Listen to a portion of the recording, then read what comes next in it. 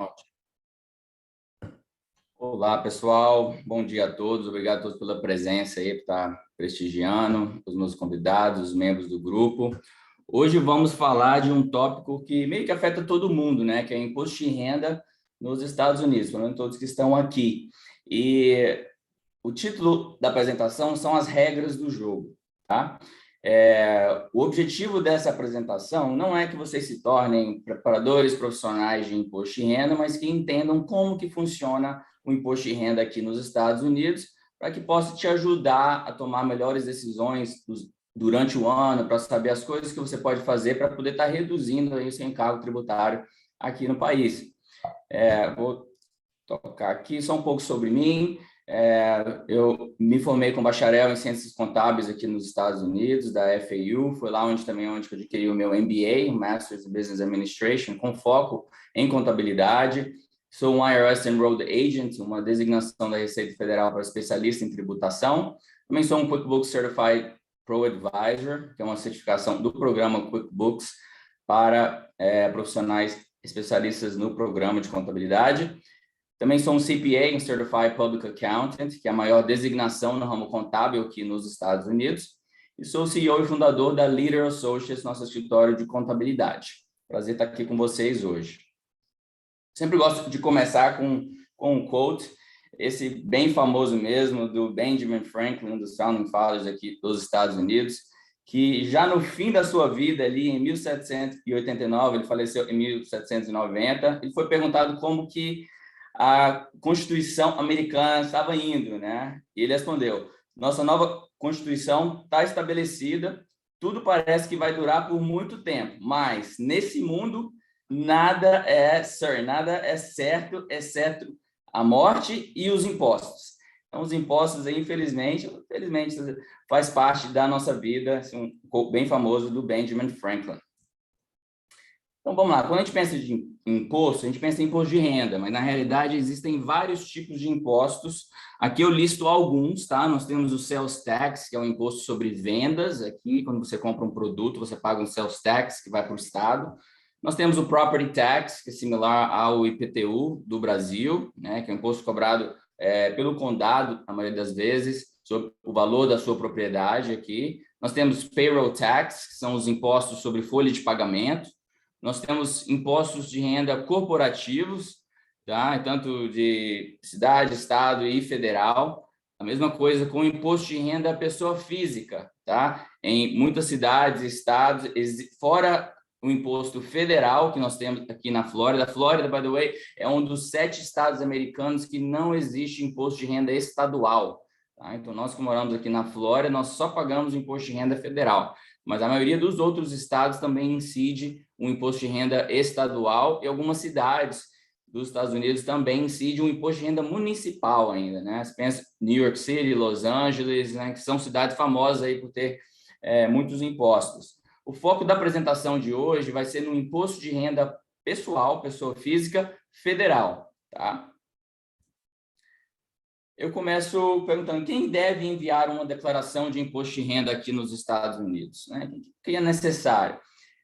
Para aqueles que são residentes fiscais, aqueles que moram aqui nos Estados Unidos, que têm green card, são cidadãos ou que ultrapassaram um certo número de dias no país, é necessário o envio da declaração se a sua renda for superior a um valor mínimo, tá?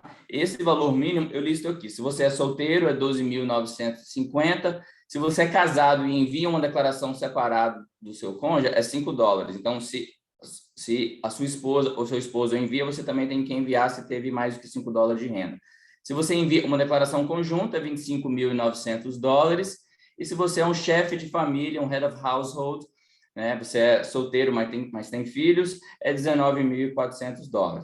Aqui eu menciono que esses thresholds aqui são para rendimentos ordinários. Se você é um autônomo e você tem um lucro de pelo menos $400 da sua atividade como autônomo, você também deve estar enviando uma declaração de imposto de renda, mesmo se o total da sua renda for inferior a esse que eu acabei de mencionar. Isso porque, além do imposto de renda, quem é autônomo também paga um imposto chamado Self-Employment Tax, e a parte que vai para o Social Security e Medicare. Vou estar falando um pouco mais daqui a pouquinho sobre isso também. Para aqueles que não são residentes fiscais americanos, eles têm que estar declarando o imposto de renda nos Estados Unidos quando eles fazem negócios aqui, quando eles têm renda oferida dentro dos Estados Unidos durante o ano, tá? Então, não existe esse valor mínimo ali. Se você teve um valor, uma renda nos Estados Unidos, você tem que estar declarando. Aqui a gente informa também que é importante que todos da família tenham ou o Social Security Number ou o ITIN, tá? O Social Security Number é similar ao CPF brasileiro, né? E o ITIN é como se fosse um CPF para estrangeiros. Então, aqueles que não podem adquirir o Social Security Number, eles podem solicitar o pedido para ter um ITIN Number para eles poderem estar declarando o imposto de renda aqui nos Estados Unidos, para os estrangeiros e também aqueles que são residentes fiscais aqui, que estão fora de status e está tendo renda aqui nos Estados Unidos, também precisa solicitar o ITIN Number para poder estar declarando. Tá? Esse próximo slide, eu vou mostrar ele algumas vezes durante a apresentação de hoje, e é a estrutura da apresentação de hoje.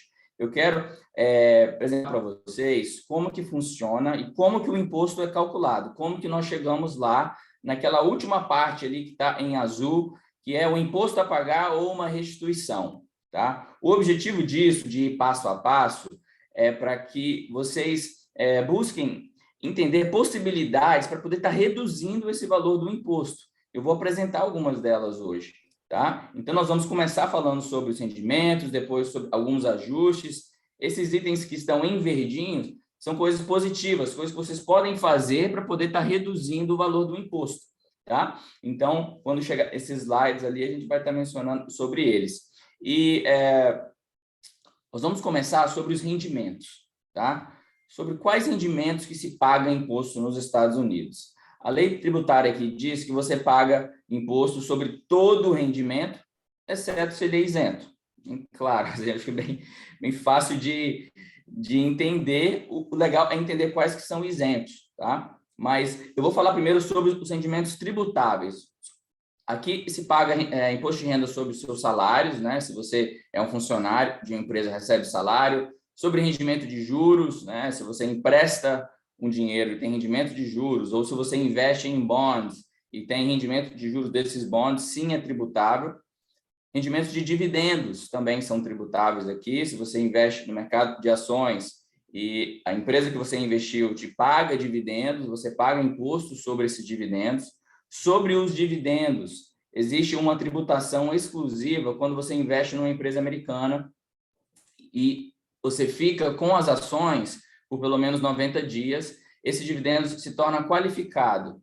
Isso quer dizer que sempre vai ser tributado numa porcentagem menor do que os seus outros rendimentos. Normalmente, você é tributado em 0, 15 ou, no máximo, 20% de imposto sobre os dividendos que você recebe, que são qualificados. Tá? Então, é uma boa forma também de você reduzir ali o quanto de imposto que você tem a pagar se você estiver investindo em dividendos, que são dividendos qualificados. Tá? Mas, sim, são tributados aqui. Rendimentos de pensão ou aposentadoria privada também são tributados. Rendimentos de Social Security, que é a nossa previdência social americana aqui, também são tributados. Ganho de capital, se você compra ativos e vende ativos, sobre o lucro que você tem nessa venda, você paga o imposto, similar aos dividendos, tá? Quando você tem um ganho de capital, você compra um ativo, se você ficar com esse ativo por pelo menos 12 meses ou um ano antes de vender, você vai ser tributado de uma forma preferencial, também em 0, 15 ou 20%. Por que é 0, 15 ou 20%? Porque vai depender do total de rendimentos que você tem. Normalmente, só para a gente ter uma noção, se o total de rendimentos que você tem é de 0 até 50 mil dólares, você paga 0% de imposto. Se você tem uma renda de 50 até 498 mil, você paga 15% de imposto sobre o ganho de capital e dividendos qualificados, ou se a sua renda for superior a isso, você paga no máximo 20%. Mesmo se a sua alíquota marginal ali for de 37%, você paga 20% sobre esse tipo de rendimento. Importante mencionar que isso que eu mencionei sobre o ganho de capital é somente quando você compra um ativo e segura por pelo menos 12 meses. Tá?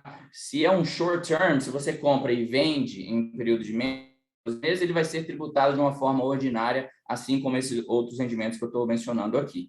Rendimento de aluguel também é tributado aqui, sempre sobre o lucro líquido da atividade de aluguel, tá, pessoal? Então, você tem receita, você tem despesas operacionais ali sobre o lucro líquido que entra como uma renda adicional que também é tributada.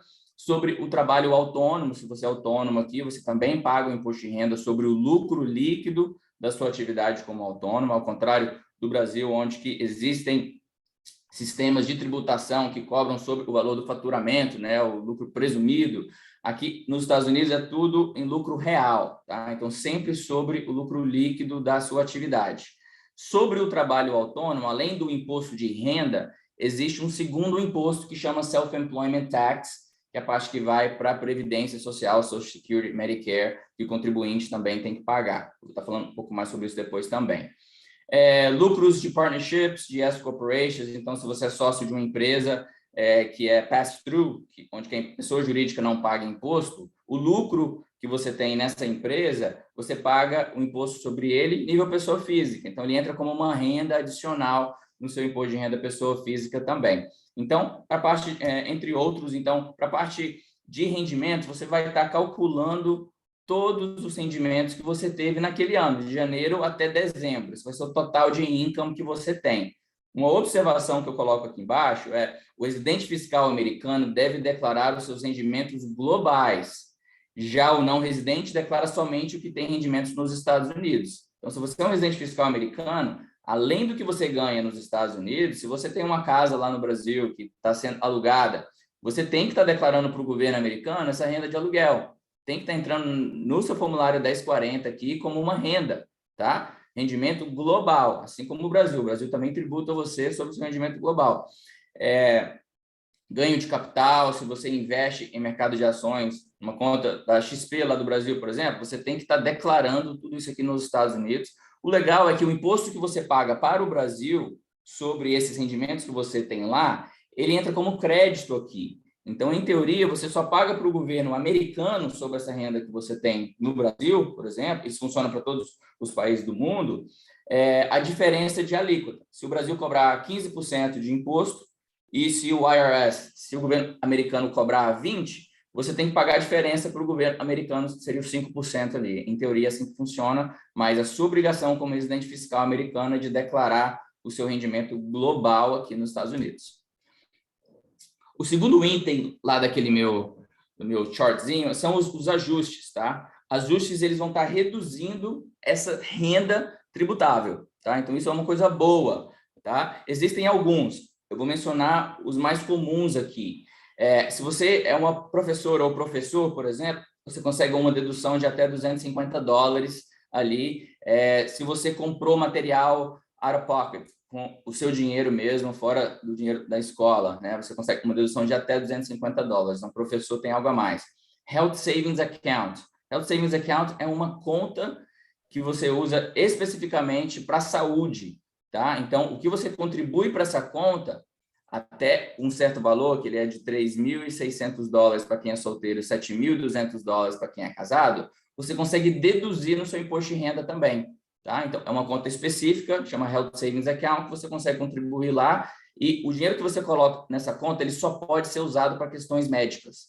Tá? Então, por isso que tem esse benefício tributário, que o governo quer que você separe esse dinheiro aí para emergências ou para poder estar usando para contas médicas. Então, procure saber aí sobre HSAs, se é algo que te interessa.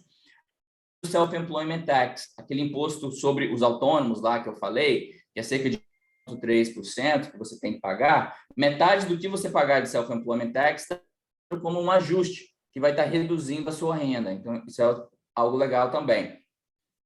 Self-Employed Health Insurance. Se você é autônomo e se você paga o seguro de saúde para você e para sua família, você consegue deduzir isso como um ajuste de renda. Então, isso é bem legal também, tem gente que não sabe disso. Você é self-employed, tem um ajuste ali chamado Self-Employed Health Insurance Deduction que você consegue colocar, tá? Self-Employed Retirement. Então, são produtos de aposentadoria privada para aquele que é autônomo, né? Tem o SEP IRA, o Simple IRA, o Lonic do grupo pode estar ajudando a gente a estar criando esses planos aí, mas são te oferece uma dedução no imposto de renda que te ajuda também. Então, os valores do premium que você paga ali te ajuda no imposto de renda, tá? Contribuições para uma conta, para um IRA, um Individual Retirement Account, uma conta de previdência privada individual aqui nos Estados Unidos. Se ela for uma conta tradicional, ao oposto de um Roth, tá? Uma conta tradicional, você consegue deduzir até $6.000 de contribuições que você fizer durante o ano, tá? Então, você vai lá, você contribui para uma conta de previdência privada até $6.000, para quem é mais velho, acima de 55 anos, até $7.000, tá? Você consegue deduzir isso no seu imposto de renda, olha que legal. Então, esses são ajustes, assim como se você tem um empréstimo estudantil, os juros que você paga desse empréstimo estudantil também entra como uma dedução, tá? Se você paga uma pensão, né? Você consegue deduzir os valores que você pagou para essa pensão, contando que você declare para quem que você pagou, tá? Então, todos esses são o que nós chamamos de ajustes, tá? Isso é coisa boa, que nessa próxima tela aqui, ó, nós chegamos no nosso Adjusted Gross Income. Então, nós falamos sobre os rendimentos, falamos sobre alguns ajustes, algumas possibilidades de reduzir a sua renda, que vai estar chegando nesse quadrinho amarelo que chama Adjusted Gross Income. Eu separo aqui porque o seu AGI, seu Adjusted Gross Income, é um número que é bastante usado aqui nos Estados Unidos. Quando você vai comprar uma casa, eles te perguntam, qual que é o seu AGI? É assim que você chega no AGI, você pega o total de rendimentos menos esses ajustes qualificados ali, tá? Então, esse é o Adjusted Gross Income, que é esse quadradinho amarelo aqui. Depois do Adjusted Gross Income, nós temos oportunidades de deduções, tá? Aí o governo nos dá duas opções. Ou você vai usar uma dedução padrão, que é o mesmo valor dependendo do seu estado civil, ou você vai usar certas deduções qualificadas, que nós chamamos aqui de itemizadas. Se o total das deduções itemizadas for maior do que a dedução padrão que o governo já dá, vale a pena a gente usar. Se for menor, nós usamos a dedução padrão. E quais são elas? O Standard Deduction, que é a dedução padrão, para todo mundo que é casado, solteiro, ou que é casado e envia uma declaração separada, o governo já reduz daquele seu AGI 12.950. Esses são os valores para 2022, tá, pessoal? Que vocês vão estar declarando no ano que vem. Inclusive, todos os números que eu estou postando aqui, todas as tabelas relacionadas com o nosso ano atual de 2022, para você poder estar declarando no ano que vem, já estar planejando para o ano que vem, tá? Então, quem é solteiro ou quem é casado e envia uma declaração como solteiro, já ganha essa dedução ali, no mínimo vai ser 12.950. Para quem é casado e envia uma declaração conjunta, essa dedução é de 25.900. Para quem é chefe de família, é 19.400. Lembra desses valores aqui? Eu mencionei lá no início. Por isso que quem faz menos do que esses valores aqui de renda não precisa enviar uma declaração, porque isso já é o valor da dedução padrão ali. Então, não haverá nenhum imposto a pagar. Então, nem precisa estar enviando uma declaração se o total de rendimento for menor do que isso, tá? Então, esse é o mínimo de dedução que você vai ter. Mas o governo também te dá uma opção, se você teve outras deduções qualificadas e se o total dessas deduções qualificadas for maior do que a dedução padrão, aí você consegue deduzir isso. Quais são elas? Despesas médicas, que são acima de 7,5% da sua renda. Aqui entra médico, dentista, oculista, remédio, tudo que for relacionado com despesas médicas, só que só entra para esse pote aqui de despesas o que for acima de 7,5% da sua renda. Então, se a sua renda for alta e se você não tiver despesas médicas, não vai entrar nada aqui, dependendo ali desse valor, tá? Aqui também entra gastos com seguro de saúde, paid out of pocket, ok? Impostos pagos. Então, o property tax, se você tem uma casa e pagou o IPTU americano, o sales tax, que normalmente é calculado de acordo com a sua renda, ele é estimado de acordo com a sua renda, e o state income tax. Nós não temos state income tax aqui na Flórida, como eu mencionei, mas existem outros estados que têm. Então, o que você paga para o estado também entra nesse cálculo aqui, tá? Os juros do seu mortgage, tá? Da sua hipoteca, da sua casa residencial, ele também entra. Então, o que você paga de juros também entra para esse cálculo. Doações e dízimos. E aqui a gente coloca também casualty and theft losses. Isso aqui é se você teve, se a sua casa pegou fogo e você teve gastos ali para poder estar arrumando a casa. Então, são casualties, né? São coisas ali que acontecem fora do seu controle. Claro, contanto que você faça um boletim de ocorrência com a polícia, que tem provas e tudo, você consegue estar deduzindo também. Uma coisa com roubos, tá? Então, assim, a gente pega o total dessas deduções, esse pote de deduções itemizadas. Se o total for maior do que o standard, nós usamos. Se for menor, nós vamos usar o standard, tá? Então, para quem é casado ali em via conjunto, $25.900 é bastante. Então, pode ser que você não chegue lá e todos os anos ali você use essa dedução padrão, que é bem comum aqui também de estar usando, né? Então, aqui eu coloco um exemplo, tá? Nós temos aqui uma família, um casal, no caso, que teve de rendimentos $90 mil durante o ano, tá? Aqui eles tiveram ajustes de $6 mil, pode ser que foi uma contribuição para um traditional IRA de $6 mil que eles fizeram, então isso vai reduzir a renda ali por $6 mil, e também tem o standard deduction, que é a dedução padrão que eu acabei de falar de 25.900, que também reduz a renda, chegando ali nesse taxable income, tá? Que é o rendimento tributável. Então, dos $90 mil de rendimento total que a pessoa teve, ela só vai estar pagando o imposto de renda sobre 58.100. Tá? Então, acaba que você não paga imposto sobre toda a sua renda. O governo dá essa dedução padrão aqui, inclusive para meio que estimar os gastos que uma pessoa tem com comida, com roupa, com moradia, que são coisas que você não tem nenhum benefício tributário para elas. Tá? Então, estabelece essa dedução padrão que depende do seu estado civil. E, de novo, aqui eu coloco que é sobre esse valor que o imposto é calculado, sobre o seu taxable income. Tá? E sobre esse taxable income, é esse valor que é colocado na tabela de alíquotas. Tá? Os Estados Unidos trabalha num sistema de tabela de alíquotas progressiva. Isso quer dizer o quê? Isso quer dizer que são fatias aqui, tá? E que isso não quer dizer que, nesse nosso exemplo, para um casal, married filing jointly, que é essa coluna do meio, que teve uma renda tributável de cerca de $58 mil, que eles vão estar pagando 12% sobre tudo, sobre os $58 mil. Na realidade, eles pagam 10% sobre os valores que vão de 10 a 20.550. Na segunda fatia, dos valores de 20.550 até o valor de 58 mil que eles tiveram, que eles vão estar pagando 12%. Tá? Então, isso é importante também, para aqueles que têm uma renda, vamos dizer, alta, que assim, isso não quer dizer que se eles tiverem uma renda de $200 mil, é um casal que vai estar pagando 24% sobre tudo. Não. Sobre uma parte se paga 10, sobre uma outra parte se paga 12, 22, até chegar no 24. Faz sentido? Então, é uma tabela progressiva que nós chamamos aqui. E essa aqui também é a tabela de 2022, tá, pessoal? Para você poder se programar. Então, acaba, para uma família que tem uma renda tributável aí de $58 mil, total de imposto de renda vai ser uma média aí entre 10% e 12%, possivelmente aí cerca de 11% de imposto de renda que essa família estaria pagando, tá? Então, voltando aqui para a gente se localizar, tá? Então, já falamos sobre os rendimentos, sobre os ajustes, chegamos no nosso AGI, tivemos a dedução padrão ou itemizada, chegamos no nosso taxable income, que é esse vermelhinho aqui, e esse taxable income nós colocamos na tabela de alíquota para identificar o total de imposto de renda devido para aquele ano. Então, imposto de renda. Então, esse tax aqui é o total de imposto de renda que a pessoa deveria ter pago naquele ano, imposto de renda, tá?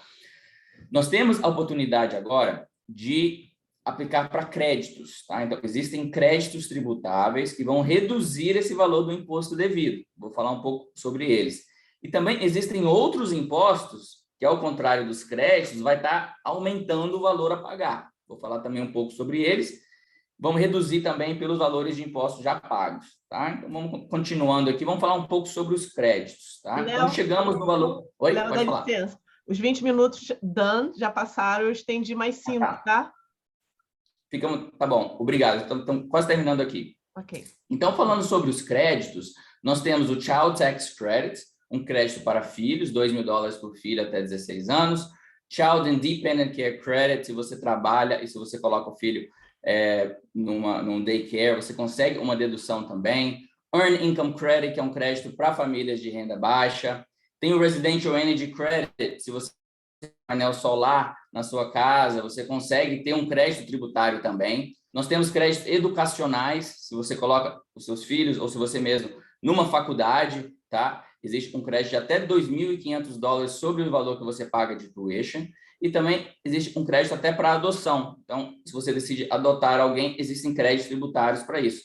Então, aqui são só alguns exemplos de créditos, coisas positivas que você pode buscar para poder reduzir o valor de imposto que você tem a pagar.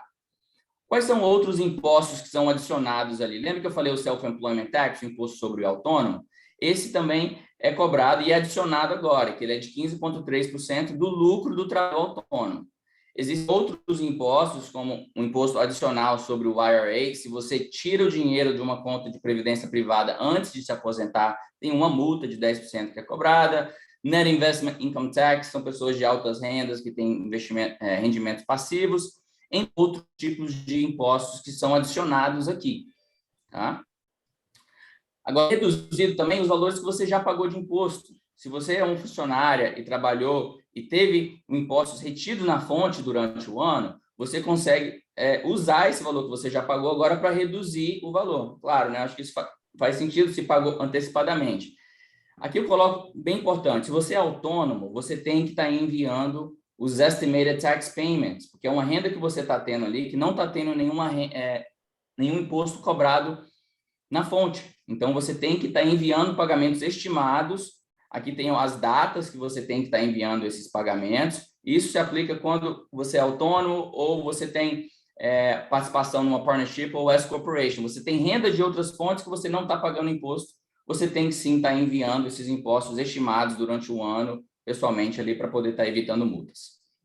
Voltando aqui, chegando no resultado final, que é o imposto a pagar ou uma restituição. É assim que nós chegamos lá, nós vamos rendimentos, ajustamos essa renda, tem a dedução padrão ou itemizadas, créditos, e assim que é o cálculo para você chegar no valor de imposto de renda a pagar.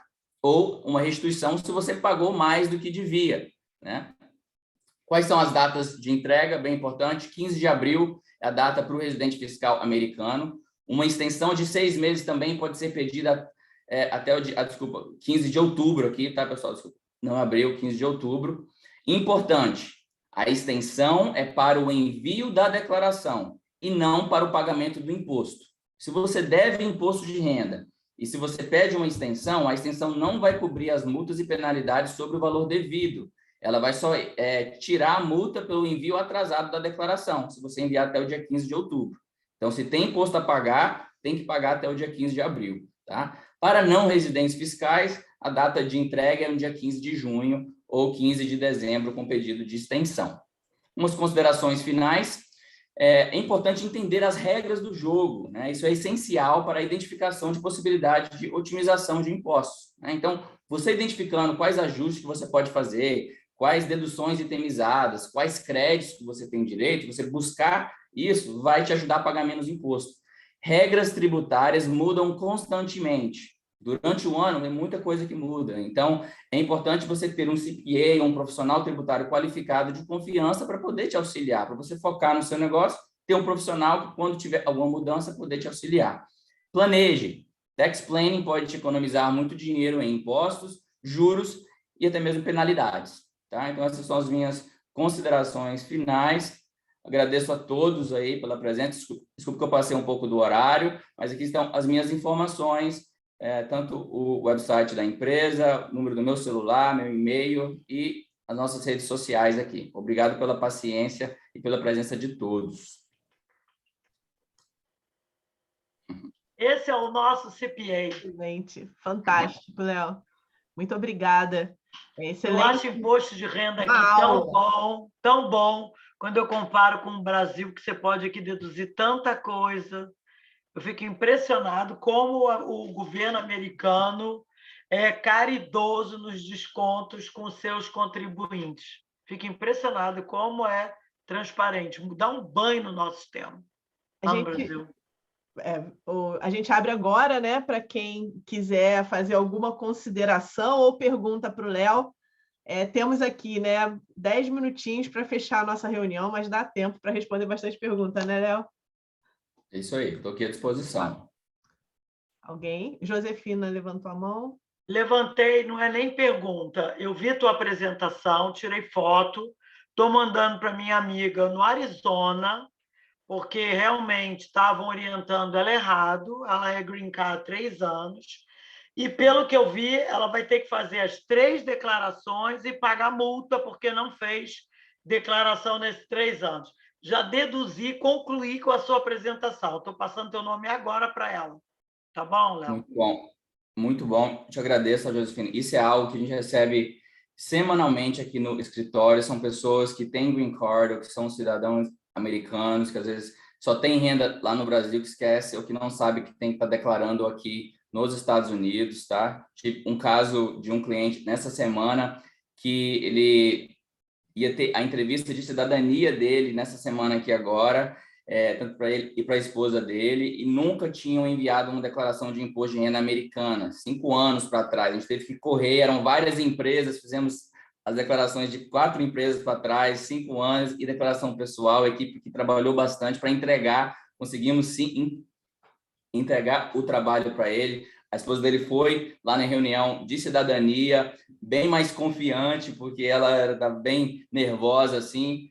Acabaram que nem perguntaram, mas é algo que poderia, sim, prejudicar o processo de cidadania dele, se o governo souber que a pessoa está aqui nos Estados Unidos sem pagar imposto de renda. Com né? certeza, foi exatamente o ponto que eu falei para ela. Eu falei, sem pagar imposto, comprovar, que é um dos documentos que você tem que apresentar, você não vai fazer sua cidadania nunca. Então, estou passando para ela, tá, Léo? Muito obrigado e parabéns. Obrigada, Ju. A gente tem aqui a Helena, está aqui na sala. Helena, seja bem-vinda, que bom que você está aqui hoje com a gente. Bom dia, Pode fazer sua Carmen, pergunta. tudo bom? Tudo. Desculpa que eu estou sem a câmera, mas é uma pergunta, eu não sei se seria assim, direcionada para o CPA ou se seria mais direcionada para um realtor. Mas, por exemplo, a gente sabe que a renda líquida, ela é mais ou menos quando você está procurando um imóvel para comprar 5 vezes essa renda líquida aí. Daí eu fiquei na dúvida, Léo, nessa situação dessas deduções, se eu tenho lá um líquido income de $100 mil, daí eu começo a deduzir um monte de coisa. E na hora de eu comprar meu imóvel, o que eles fazem? Ótima pergunta. Isso é algo que talvez um mortgage broker, né? Não sei se tem alguém aqui hoje, pode estar aconselhando melhor, mas isso é algo que nós encontramos semanalmente também aqui no escritório, esse tipo de situação. A pessoa, ela durante o ano ou durante os anos ali, ela busca pagar menos impostos, colocam muitas despesas na sua declaração, que reduz ali o seu rendimento, e paga menos impostos, mas aí na hora que ela vai comprar uma casa, que ela vai estar pedindo um empréstimo para o banco, claro que ela vai querer mostrar mais renda para ela poder qualificar para uma casa maior, para um loan maior, né? Então tem os dois lados da moeda, né? Você tem que entender que se você quer pagar menos imposto, né, você pode ser um pouco mais agressivo com as deduções, mas isso pode dificultar na hora que você for precisar de mostrar uma renda maior, né? Então muitas das vezes as pessoas planejam para poder estar comprando uma casa, 2 anos ali de declarações com uma renda um pouco maior para poder qualificar para melhores empréstimos. Não sei se eu consegui responder, Helena, mas para os detalhes ali desses 5 vezes, isso é algo que o mortgage broker pode estar te ajudando, isso depende do banco também, tá? Tá bom, pode deixar, obrigada. Helena, eu já compartilhei no teu WhatsApp o contato do Murilo, que ele é o mortgage aqui do grupo. Ele é excelente em passar também informações como essa que você está pedindo hoje. Legal. Ah, legal. Fernando, pergunta? O Fernando tem uma pergunta aqui, Fernando. Não, muito obrigado aí pela oportunidade. Na realidade, é uma observação e daí uma pergunta. A observação é que, como o Léo trouxe muito bem, completo, eu queria só dar um testemunho que eu sou uma das pessoas que sou um estrangeiro vivendo na América como residente fiscal. E às vezes dói, né? A gente tem que reconhecer que pagar imposto é uma coisa que você pensa, uau, será que eu tenho que pagar tudo isso? Ou será que esse valor é coerente? Mas o que eu queria dizer? Eu sempre, o Léo me conhece há 7 anos, eu sempre trouxe tudo o que ele explicou aqui, que são os meus rendimentos no Brasil, que acabam, de uma certa forma, onerando o imposto nos Estados Unidos, mesmo ainda não tendo um faturamento em dólar significativo.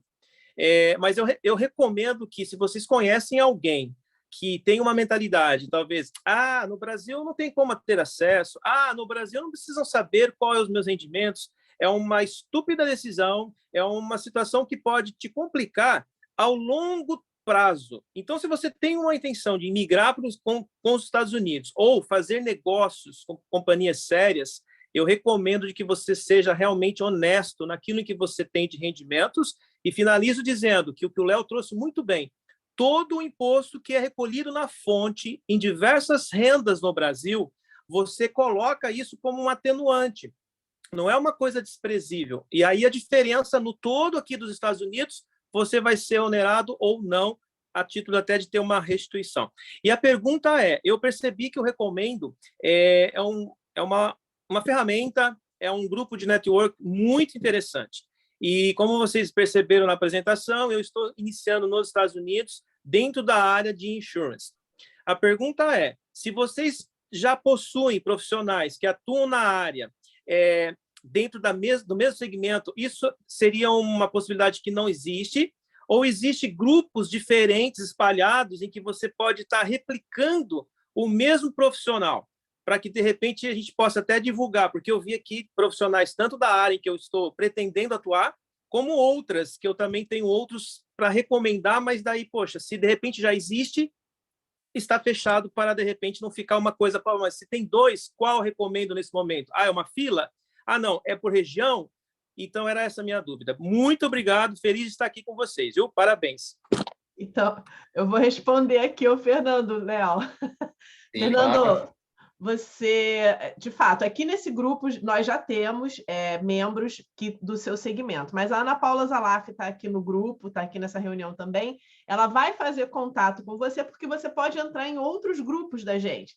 Né? Aqui no sul da Flórida nós temos outros grupos, em Orlando temos outros grupos, e pode ser que exista uma cadeira disponível para o teu segmento, tá bom? Você colocou os seus dados aí no chat, né? Tá. A Ana Paula vai pegar os seus contatos, ela vai fazer contato com você, tá bom? Perfeito, obrigado, viu? Obrigada a você. Léo, muito obrigada, excelente palestra, ela está gravada, eu vou enviar para você também, vou compartilhar, porque são informações muito pertinentes. E, presidente, vamos encerrar nossa reunião de hoje? Sim, parabéns, Léo, maravilhosa. E vai ficar gravado, vai botar no site, né? Ou no Instagram, a palestra dele, que é sensacional, Léo. Vai para o canal do YouTube, onde nós temos mais de 30 mil seguidores. Muito, e assim, principalmente para os brasileiros que têm vida no Brasil e têm aqui, né? Então, esse tipo de informação vale ouro. Queria agradecer a presença dos convidados primeiro, que é uma honra ter convidados aqui. Sejam bem-vindos, os que ainda não fazem parte, no Recomendo, vai ser um grande prazer poder fazer parte dessa família Recomendo, né minha diretora? E os nossos membros presentes também, e os Hot Leads, que todos fizeram, que isso é uma dedicação com o grupo, né? E, assim, a gente cada vez mais recomenda mais, porque o objetivo aqui é gerar riqueza para o nosso povo brasileiro. Concorda? Excelente. Muito obrigada, pessoal. Bons negócios, excelente semana para a gente e até a próxima, até semana que vem. Tchau, tchau. Até semana que vem. Tchau, gente. Um abraço a todos. Tchau. Fiquem com Deus. Tchau, tchau.